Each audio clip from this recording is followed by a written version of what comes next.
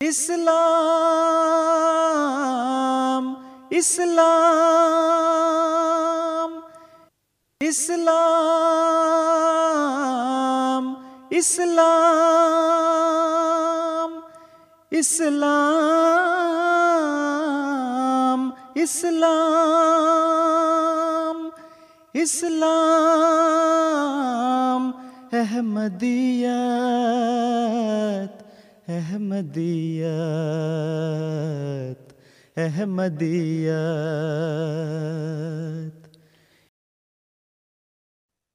Assalamualaikum warahmatullahi wabarakatuh.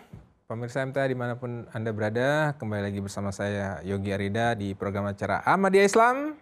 Islam ya Ahmadiyah. Baik pemirsa MTA, minggu kemarin kita itu membahas tentang iman kepada hari akhir atau kiamat. Nah, ini menurut saya masih belum tuntas, apalagi ada banyak yang bertanya nih di kolom komentar kita. Nah, langsung aja nih, kita bahas yang belum kita selesaikan. Ditemani siapa lagi kalau bukan Pak Maulana Bilal. Silakan Pak. Assalamualaikum. Waalaikumsalam warahmatullahi wabarakatuh. Waduh. Ini saya lihat nggak simetris. Kenapa? Oh iya. Memang krunya ini Pak. Iya.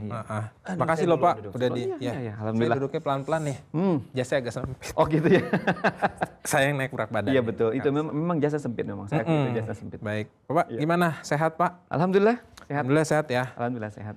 Aduh, ini kita masih ngebahas tema yang kemarin yang saya bilang itu kita akan tuntaskan nih Pak, karena masih banyak juga yang menggantung nih temanya di iman kepada hari akhir atau kiamat. Tapi sebelum itu seperti biasa kita ganti background dulu dong, ya nggak? Biar nggak gini terus ya kan? Boleh. Panas kan kalau gini. Kita ganti, boleh mas kru? Nah, adem Pak. Laut. Menurut saya ini laut. Nah, ngomong-ngomong soal laut Pak, kenapa kerang hidupnya di laut? Karena yang hidupnya di darat itu keran. Salah sih. Oh, bukan ya. Kenapa kerang hidupnya di laut? Karena kalau di darat namanya kering. Oh, udah kering. sampai situ. Gitu udah sampai situ aja sih gitu. sebenarnya. Oh, jadi cuma udah, kerang ya. sama kering. Ya, jokes bapak. Oh iya. Okay. Baik, kita langsung masih lanjut ke tema kemarin ya Pak. Apa hari akhir dan hari kiamat. Mungkin ada yang mau disampaikan Pak sebelum... Saya terpesona dengan Udah Bapak masih mikir tadi kan kerang dan kering kan. Saya terpesona dengan ikan. Nggak ada yang mau disampaikan kemarin yang belum tuntas nggak tuh terkait yang hari tambahan yang kemarin tuh, yang deskripsi itu. Jadi kalau kita ngomongin tentang hari kiamat ya atau yaumil akhir ya. Kalau kita ngomongin hari kiamat dan yaumil akhir, sebetulnya cara untuk mudahnya kita memahami kondisi yaumil akhir itu ya yang pertama kita melihat Al-Quran dan hadis. Oke. Apa sih ciri-cirinya gitu yang sudah dijelaskan oleh Allah Ta'ala di dalam firman-Nya dalam Al-Quran. Apa yang disabdakan oleh Nabi Muhammad SAW yang menjelaskan tentang kondisi di zaman akhir atau yaumil akhir itu. Sebetulnya kalau melihat ciri-cirinya ya bahkan ya bukan hanya Ahmadi ya. Saudara-saudara muslim yang lain juga menjelaskan kondisi saat ini adalah kondisi zaman akhir. Yang baik mereka meyakini secara sempurna ataupun masih dalam proses kepada penyempurnaan dari tanda-tandanya. Tapi yang pasti memang kita ya, seorang muslim Ahmadi dan juga saudara-saudara kita muslim yang lain juga meyakini memang kondisi saat ini adalah yang disebut dengan akhir zaman itu. Baik. Flashback sedikit Pak, saya mau nanya ke Bapak nih. Kemarin kalau nggak salah minggu lalu itu Bapak bilang tanda-tanda turunnya apa ya kemarin ya, saya lupa, turunnya Imam Mahdi atau Isa ya Nabi atau apapun itu di akhir zaman atau kiamat itu adalah untuk ketika akan majunya satu spiritual ya, rohani ya. Nah, sedangkan kita pernah ngebahas kemarin kalau nggak salah Bapak juga sampaikan turunnya Imam Mahdi atau pemimpin atau nabi itu ketika kemunduran mengalami satu kemunduran dari rohani. Nah, itu betul. Maksudnya gimana tuh? Saya pengen penjelasan yang lebih rinci sebenarnya. Ini contoh ya, tanda-tanda akhir zaman ya. Ini tanda-tanda akhir zaman. Misalkan yang pertama ada dijelaskan di dalam hadis misalkan ilmu dicabut. Ya. Itu misalkan yang pertama. Oke. Kemudian tiada yang tersisa dari Al-Quran ya kecuali tinggal tulisannya. Oke. Ini kan bahasa perumpamaan ya. Iya. Tapi ini menjelaskan kondisi kerohanian yang sedang down. Oke. Kemudian masjid-masjid ramai tapi kosong dari petunjuk. Ini kita berbicara sabda Nabi Shallallahu Alaihi Wasallam. Oke. Tapi ini menandakan orang realitasnya ya banyak yang beribadah. Tapi kenapa Nabi Muhammad SAW bersabda masjid-masjid ramai tapi kosong dari petunjuk? Ini kan menandakan daunnya turunnya kerohanian kan? Betul. Gitu. Masih ada banyak lagi. Misalkan Islam tinggal namanya. Ya. Ini coba kalau kita mengatakan Islam tinggal namanya kan betul-betul menandakan kemunduran rohani. Oke. Tapi dari tanda-tanda itu tentu ada tanda-tanda berikutnya. Nah, tanda-tanda berikutnya itu apa? Turunnya Imam Mahdi, datangnya Isa, Ya. gitu kan. Nah, ini merupakan tonggak awal untuk kemajuan rohani setelah tadi kondisi turunnya kerohanian. Oke, baik. Jadi baik. dari tanda-tandanya saja kita sudah bisa mengetahui, ya, sudah bisa menebak. Teman-teman generasi muda ya, sekarang kan gampang banget kan, searching di internet gitu kan, tanda-tanda akhir zaman itu Udah ada. akan langsung bisa nerima, gitu. Maksudnya mendapatkan info ya. Nah, misalkan gini, kemunduran rohaninya dijelaskan dengan detail. Ya. Lalu turunnya Imam Mahdi dan Isa juga dijelaskan secara detail. Ya. Tentu ya tadi ketika setelah terjadinya kemunduran, kemudian datangnya seorang yang dijanjikan oleh Nabi Muhammad SAW, tentu itu merupakan tonggak atau awal bagi kebangkitan kerohanian. Baik. Gitu. Ya. Biar perjelas aja sebenarnya. Baik. Oke. Kita masuk ke rakyat penasaran. Oke. Nah, tahan. Sebelum itu Pak nih, ini saya kan Bapak tadi penasaran sama Iya, ini betul. nih. Bapak lihat nggak ada ikan sapu-sapu? Tapi kayaknya nggak kelihatan ikan sapu-sapunya. Ikan sapu-sapu. Nggak kelihatan. Tapi ikan sapu-sapu nggak hidup di laut sih. Cuma itu bridging di awal aja sebenarnya. Oke. Saya mau tanya ke Bapak, bahasa Inggris ikan sapu-sapu apa? Aduh, saya nggak Tahu nggak, nyiapin Bapak? lagi. Enggak. Enggak ya? Cleaning service. Oh, cleaning Baik, service. langsung Iya. ada diganti. Boleh? Oke. Oh iya, Iya. cleaning service ya. Ya, Oh, ini baru Pak. paham Nama saya saya. Nanda dari Bekasi. Nah, saya punya pertanyaan buat Ahmadiyah. Tanda-tanda hari kiamat menurut Ahmad itu seperti apa? Nah, apakah tanda-tanda hari kiamat Ahmadiyah ini sama seperti muslim lainnya atau enggak? Oke. Ya. Saya kurang paham sih pertanyaannya. Musim lainnya maksudnya gimana? Muslim lah. Oh, muslim lainnya. Oke. Oh, Gimana Pak iya. tanggapannya? Ya tadi seperti sudah saya jelaskan ya, bahwa Ahmadi sebagai sebuah jamaah Islam meyakini memiliki pemahaman yang sama dengan saudara-saudara Muslim berkaitan dengan tanda-tanda akhir zaman ini. Ya. Ya seperti tadi misalkan dijelaskan ya, Ya. kalau ngomongin tentang kemunduran Islamnya ya misalkan seperti itu. Nah kalau secara alamiah misalkan, secara alami nih, secara alami misalkan yang pertama waktu terasa cepat. Itu kan tanda akhir zaman. Ya. Ya, kemudian akan terjadi banyak gempa. Itu kan sesuatu yang bersifat keilmuan ya. Ilmuwan. Tapi itu akan terjadi. Kemudian munculnya dukhon, asap. Ya, ini kan bisa sempurna dalam bentuk bisa banyak tafsir ya istilahnya berkenaan dengan hal itu. Terus apalagi ini berkaitan dengan peristiwa alam saja. Itu banyak dijelaskan di dalam hadis ya. Atau juga di dalam Al-Qur'an gitu. Berkenaan dengan tanda-tandanya. Kalau tadi tentang kemunduran rohani kan sudah jelaskan ya dari pertanyaan sebelumnya. Tentang kondisi alami juga Nabi Muhammad SAW juga menjelaskan gitu akan banyak ini. Baik. Kemudian munculnya dabah.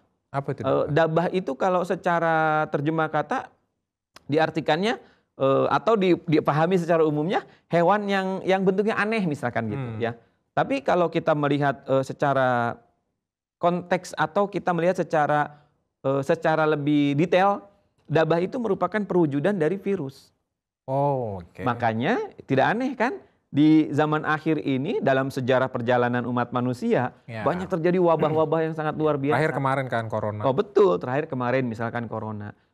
Ya kita tidak percaya ataupun istilahnya ya mengingkari, ya kita tidak bisa lepas daripada apa yang sudah dikabarkan. Ya. Mungkin kalau kita ngomongin lebih awal lagi ya dengan jumlah kematian yang sangat luar biasa dari wabah dabah itu Ya. sangat mengerikan gitu. Tapi memang itu sudah dikabarkan sebagai tanda dari akhir zaman ini. Baik. Nah, itu juga saya yakin ya teman-teman Muslim yang lain ya selain Muslim Ahmadiyah memiliki pemahaman yang seperti itu. Nah kan sedikit yang mungkin luput kita bahas di percaya kepada hari kiamat. Ini kan ada kiamat Sugro dan kubro ya. Iya, betul. Nah kiamat kubro ini kan yang kiamat seperti gempa bumi ya Pak ya. Nah itu kan dikatakan juga itu tanda-tanda kiamat kecil lah gitu. Nah dan ini juga sudah sering kita rasakan sebenarnya kan. Nah apakah tanda-tanda itu berarti untuk kiamat yang besarnya itu sudah dekat atau gimana Pak? Sekali lagi di episode yang sebelumnya kan kita sudah membahas juga ya bahwa as-sa'ah itu hanya Allah Ta'ala yang tahu. Oke, baik. Untuk dalam bentuk as-sa'ah yang kubro tadi. Iya. Itu hanya Allah Ta'ala yang tahu. Ya. Karena begini, definisi waktu di sisi Allah Ta'ala itu beragam. Kata yaum itu di sisi Allah Ta'ala itu beragam. Ya. Bisa 1000 tahun, bisa 50.000 tahun, bisa dalam waktu yang lebih luas lagi. Itu. Jadi definisi yaum, makanya kalau dikatakan yaumil akhir, itu wallahu alam berapa lamanya. Oleh karena itu kita hanya bisa melihat dari tanda-tandanya. Kita bisa lihat dari tanda-tandanya saja. Nah, tanda-tanda ini yang seharusnya membuat kita sadar bahwa memang this is the last age gitu. Ini udah zaman akhir gitu. Kan kita nggak tahu seperti kematian kita saja. Kematian kita sebagai wujud kiamat sugro ya atau kiamat kecil gitu kan. Kita kan nggak tahu, ya kan? Kita kan nggak tahu kematian kita kapan. Nah, begitu juga dengan kiamat kubro, kiamat yang besar kita juga sama-sama tidak tahu. Tapi kan ciri-cirinya akan mendekati kiamat sugro tahu kan? Misalkan beruban, sudah tua, misalkan. Ini yang alami ya, ini yang alami ya. Ini yang alami, misalkan mengalami penyakit yang sangat parah, misalkan. Itu kan sebetulnya tanda dari kiamat sugro untuk pribadi-pribadi. Iya. Dan ya tadi untuk kiamat ininya itu surprise. Betul. Itu rahasia ilahi lah. Betul. Baik. Betul. Pak, kita lanjut ke segmen terakhir seperti biasa. Boleh. Amplop bertanya, nanti akan dibawakan amplopnya. Silakan. Oke. Nah, Bapak mau pesan apa makanannya? Oh iya tadi Kru soal belum ngasih tahu Orek ya. tempe, Ini mau ini pesan. kikil, nasi. Udah mesen? Oke. Wah nggak bisa request dong. Wah. Makasih. Nggak bisa request kalau udah pesan gini. Nggak bisa. Iya. Pak, nah ini ada, seperti biasa saya akan bacakan dulu deskripsi atau tuduhannya. Menolak kedatangan fisik Nabi Isa di akhir zaman. Ahmadiyah dituduh tidak meyakini bahwa Nabi Isa akan turun kembali secara fisik di akhir zaman sebagaimana diyakini oleh mayoritas umat Islam. Tuduhan ini mencakup klaim bahwa Ahmadiyah percaya Nabi Isa telah wafat secara alami dan tidak akan kembali, melainkan bahwa kedatangannya ditafsirkan sebagai simbolik dan telah digenapi oleh pendiri Ahmadiyah, Mirza Ghulam Ahmad. Hal ini bertentangan dengan hadis-hadis populer yang menyebut Nabi Isa akan turun sebagai hakim yang adil di akhir zaman. Ini sebenarnya udah pernah Bapak bahas juga, cuma saya udah lupa. Insya Allah saya akan memberikan keterangan yang lebih memperkuat. Baik. Gini, yang pertama, hadis tentang kedatangan Isa itu adalah hadis yang sahih, bahkan mutawatir, diriwayatkan oleh banyak ahli hadis, oleh banyak perawi. Ya. Yang kedua begini, untuk kita memahami mengenai kedatangan kedua kali suatu figur, ya, itu memang di dalam sejarah agama Islam itu belum pernah terjadi. Tapi sebagai sebuah perjalanan silsilah kerohanian kalau kita nyebutnya gitu ya, perjalanan agama itu, kita bisa belajar dari agama-agama sebelumnya. Dan ini kan sunatullah. Sekali lagi, tolong dipahami ini sunatullah. Contoh, ini juga sama nih, ada keyakinan di dalam Islam, ya, mengenai keyakinan nabi-nabi yang masih hidup. Salah satunya, ya, yang pertama yang disebut nabi yang diyakini masih hidup oleh saudara-saudara muslim kita adalah, pertama adalah Isa, yang kedua adalah Nabi Ilyas. Misalkan gitu, saya sebutkan dua aja dulu. Maaf Pak, yang dimaksud definisi masih hidup tuh maksudnya sampai sekarang? Yang diyakini masih hidup oleh saudara-saudara muslim kita, iya. Gitu, diyakini masih hidup. Nah, tolong saudara-saudara muslim, mari kita renungkan. Ada nggak pemahaman ya di dalam, yang pertama harus kita pahami. Keyakinan Nabi Ilyas dan Nabi Isa masih hidup, itu yang pertama ada di dalam agama apa? Tentu kita harus tahu bahwa Nabi Ilyas adalah nabi yang diutus kepada bukan umat Islam tapi umat sebelum kita, misalkan kata kita sebut aja orang Yahudi, misalkan gitu ya. Nabi Isa juga sama. Nah, coba mari kita renungkan. Jadi Kang Yogi, umat Islam ini, kita ini terkadang karena memang diyakini itu masih hidup, ya sudah kita yakini aja tanpa kita memahami apa sih tujuan beliau masih hidup itu gitu. Ya, diyakini masih hidup itu, dipercayai masih hidup itu, umumnya kita tidak paham. Ya. Kang Yogi harus tahu juga. Jadi gini, orang Yahudi kenapa meyakini Nabi Ilyas itu masih hidup? Ya, kalau dalam penamaan di dalam Yahudi disebutnya Elia. Ya. Itu karena Nabi Ilyas itu dikatakan akan turun kembali sebelum kedatangan Mesias, sebelum kedatangan Nabi Isa. Ya. Nah, kalau Nabi Ilyas dianggap sekarang masih hidup di langit, ya, maka tentu kedatangan Nabi Isa sebagai utusan Tuhan yang datang, ya, sebelum Nabi Muhammad, kita yakini kan, itu kan dipertaruhkan kebenarannya. Betul. Nah, sedangkan kita tahu di dalam sejarah sebelum Nabi Isa datang, yang turun itu siapa? Nabi Yahya. Ini ada di dalam kitab Perjanjian Lama atau yang umum deh kita sebut dengan Taurat. Itu oleh seorang nabi Bani Israel yang namanya Malehi. Malehi itu nama seorang nabi yang Allah Ta'ala utus kepada Bani Israel. Ya, di dalam Al-Quran tidak disebutkan tentang 25 nabi, ada nama nabi Malehi. Tapi kita sebagai umat Islam kita percaya ada 124.000 nabi. Nah, Nabi Malehi itu mengabarkan mengenai kedatangan Ilyas atau Elia yang akan datang sebelum kedatangan Mesias. Kalau Nabi Ilyas masih hidup di langit, berarti kedatangan Nabi Isa itu palsu. Karena dianggap masih di langit berarti kan belum turun. Betul. Sedangkan Nabi Isa kan sudah datang. Nah, berarti ini harus ada yang kita pahami. Kalau begitu, kedatangan kedua kalinya Nabi Ilyas itu dalam figur siapa? Dalam figur Nabi Yahya alaihi salam. Ini kebenarannya. Iya, karena Nabi Yahya lah yang datang sebelum Nabi Isa. Dan itu diakui oleh sebagian, kita katakan sebagian umat Yahudi ataupun apalagi oleh orang-orang Kristen kan, dipahami itu. Lah, yang dikabarkan datang siapa? Nabi Ilyas. Tapi yang datang sebagai penyempurnaannya siapa? Nabi Yahya. Itulah salah satu sunatullah mengenai kedatangan Nabi yang kedua kali. Lalu Nabi Muhammad SAW juga mengabarkan Nabi Isa akan datang untuk kedua kali. Sunatullah dulu di zamannya orang-orang ya saudara-saudara kita orang Bani Israel ya, orang Yahudi ya. Sunahnya pernah terjadi begitu.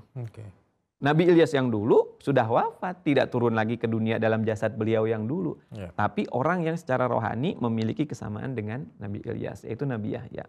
Nah, begitu juga di akhir zaman ini. Ya.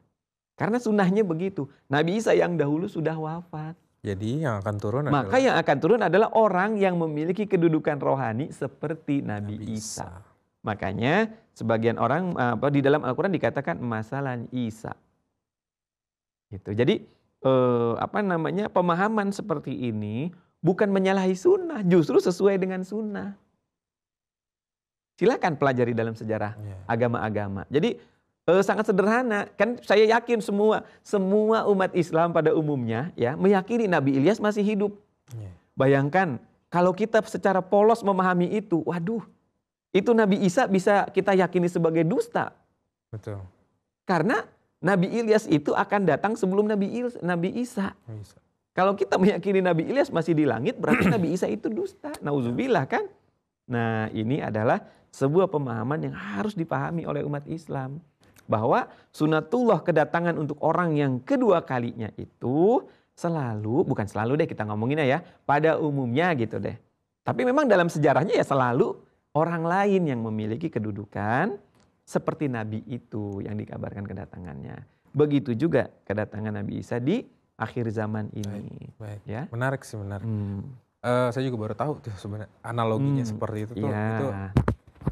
Itu memang fungsi, ilmu buat saya juga. Itu kan fungsi dialog kita kan. Benar. Fungsinya saya kenal Bapak juga. Alhamdulillah. Simbiosis mutualisme lah. Saya kan ngorek ilmu dari Bapak, Bapak ngorek tenar dari saya. Oh, Masya Allah. Canda. Bercanda. Ya. Baik nih Pak, pertanyaan selanjutnya Pak. menafsirkan Dajjal sebagai simbol, bukan sosok nyata. Wah, Iya. ini juga nih yang sering terjadi di publik Iya. ya. Ahmadiyah dituduh mengartikan Dajjal bukan sebagai makhluk fisik atau individu yang akan muncul di akhir zaman, Iya. melainkan sebagai simbol dari kekuatan atau sistem yang menyesatkan. Tuduhan ini menyatakan bahwa Ahmadiyah menganggap Dajjal sebagai lambang dari imperialisme Barat dan kekuatan anti-Islam, bukan sosok manusia bermata satu seperti yang diyakini dalam tafsir mayoritas Muslim terhadap hadis Nabi Muhammad SAW. Nah iya, yang diyakini mayoritas Muslim itu kan seperti monster bermata satu, atau ya manusia bermata satu atau apapun lah, semuanya bermata satu. Seingat saya sudah pernah saya jelaskan. Betul, itu juga udah pernah episode dijelasin. sebelumnya. Betul. Ya, udah pernah saya jelaskan berkenaan dengan Dajjal ini. Saya ingin menambahkan deh sedikit. Boleh. Ya. Dan ini juga pengalaman waktu pas ada obrolan sih sama salah satu saudara kita ya yang ingin tahu dengan menyodorkan sebuah hadis, bukan sebuah sih, banyak banget gitu dari kitab-kitab hadis. Beliau menyodorkan seperti ini ya dengan keberatan yang sama. Seandainya memang Dajjal itu bukan berwujud manusia ya, tapi sebuah isme, sebuah keyakinan misalkan gitu. Lalu bagaimana ada hadis yang mengatakan bahwa Dajjal itu tidak akan memasuki Mekah dan Madinah.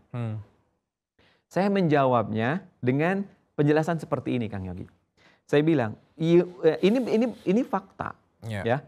Coba lihat ya di dalam regulasi, di dalam peraturan negeri di Saudi Arabia bahwa non-Muslim itu dilarang memasuki Mekah dan Madinah. Wabil khusus Mekah. Nah, kita kan di episode sebelumnya kan kita sudah membahas bahwa Nabi Muhammad SAW supaya umatnya terhindar dari fitnah Dajjal membaca 10 ayat pertama surat Al-Kahfi dan 10 ayat terakhir surat Al-Kahfi. Dan juga membaca doa yang sebelum salam itu. Kemarin kan sudah kita bahaskan. Nah, di dalamnya adalah untuk memperingatkan apa? Wa yungzirul ladzina qalu takhadallahi walada. Ya. Yaitu untuk memperingatkan orang-orang yang mengatakan Tuhan itu mengambil seorang anak. Di dalam surat Al-Kahfi ada penjelasan yang sangat spesifik. Artinya apa, Kang? Artinya di sana adalah sebuah isme Dajjal itu. Sebuah teologi. Dan fakta dari hadis yang tadi yang saya jelaskan bahwa Mekah dan Madinah tidak akan dimasuki oleh Dajjal. Itu yang memang yang dilarang masuk Mekah dan Madinah itu adalah saudara-saudara kita ya yang memiliki pemahaman berbeda dengan kita. Wabil khusus tadi yang mengatakan wa yungzirul ladzina qalu takhadallahi walada, yang mengatakan bahwa Tuhan itu punya anak. Itu bagi orang-orang yang sudah pernah ke tanah suci, sudah pernah ke Mekah ya, kemudian juga mereka membaca peraturan di sana, itu sudah ada, mereka tahu itu ada peraturan itu. Jadi itu memperkuat sekali apa itu definisinya Dajjal. Bentuknya itu apa? Jelas bentuknya adalah isme, sebuah teologi. Oleh karena itulah saya perkuat sekali lagi, Kang. Hadisnya Isa datang itu ingat yaksirus salib. Ya, bukan yaktulun nas. Yaksirus salib, mematahkan salib. Udah kan sudah jelas, ini terhubung. Ya, ini terhubung antara Dajjal dengan tugas Isa di akhir zaman itu terhubung. Dajjal itu pemahamannya adalah sebuah teologi dan tugas Isa di akhir zaman adalah yaksirus salib. Mematahkan isme tentang salib. Gitu. Bukan yaktulun nas, bukan membunuh manusia. Atau bukan membunuh makhluk, bukan. Bukan. Nah, yang dibunuh makhluk apa coba? Yaktulul khinzir. Yang dibunuh malah babi, gitu.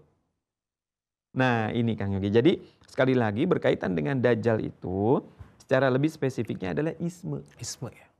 Oleh karena itu larangan untuk masuk Mekah dan Madinah adalah di sana dikatakan tadi, sudah jelas sekali. Non-Muslim dilarang memasuki Mekah dan Madinah. Ya. Jadi sudah sangat jelas gitu, sudah sangat jelas. Ya memang ini kembali kepada kita kan saudara-saudara Muslim, apakah mau merenungkan secara lebih spesifik ya apa yang disabdakan oleh Nabi Muhammad SAW atau tidak. Tapi faktanya ya demikian terjadinya. Gitu. Faktanya demikian. Baik. Menarik ini Pak. Aduh, memang saya juga lagi-lagi baru tahu ilmunya ini. Alhamdulillah. Ya karena Allah, ya kita kan makin di reminder terus ya Pak ya. Alhamdulillah. Mungkin pemirsa MTA yang nanti masih juga penasaran boleh komen juga ya. Atau boleh nanti nanya langsung lah. Nanti bisa Bapak jawab gitu ya. Karena sebelum berakhirnya acara nih banyak Pak yang DM ke saya juga nih setelah acara ini berlanjut. Nggak Mas, emang nggak terkenal nge-DM ke banget. saya tuh gini, ini Gitu. mubaliknya keren banget sih. Masya Allah, gitu. alhamdulillah. Mubaliknya keren banget sih gitu. Alhamdulillah. Siapa minta dong IG-nya, Saya bilang Pak Maulana bilang nggak pernah main IG, saya bilang. Enggak, saya nggak main, tapi saya punya. Nah itu makanya nggak pernah main, punya doang gitu kan. Baik Pak, terima kasih untuk penjelasan di tema kali ini ya, di hari percaya dengan hari air dan hari Oh kiamat. iya. Mudah-mudahan nanti judulnya bukan hari percaya dengan hari air dan hari kiamat part 2 lagi ya. Mungkin ada yang lain lagi Iya, nanti. kalaupun ada mungkin part 3 gitu ya. Iya. Baik, terima kasih Pak Bilal udah nemenin Siap. saya di tema kali ini. Mudah-mudahan apa yang disampaikan sampai ke pemirsa MTA gitu. Nah sebelum saya tutup Pak, Oke. kita tadi ngomongin soal binatang kan. Oke. Binatang apa yang ragu-ragu? Aduh, saya nggak mempersiapkan. Cepet aja. lagi nih. Oh, nggak tahu saya. Nggak tahu. Nggak tahu. Serangga. Oh iya. Serangga. Oh iya, Oke. benar-benar. Yang itu. Baik pemirsa MTA, Oke. itu tadi penutupan singkat kita Pak ya. Nanti kita ketemu lagi di Ribut episode sekali saya. selanjutnya. Dengan Pak Bila dan saya serta kru undur diri. Assalamualaikum warahmatullahi wabarakatuh. Ahmadiyah Islam. Islam ya Ahmadiyah. Baik, minum dulu Pak. Boleh kosong juga boleh Iya, minum jangan. lah udah. Islam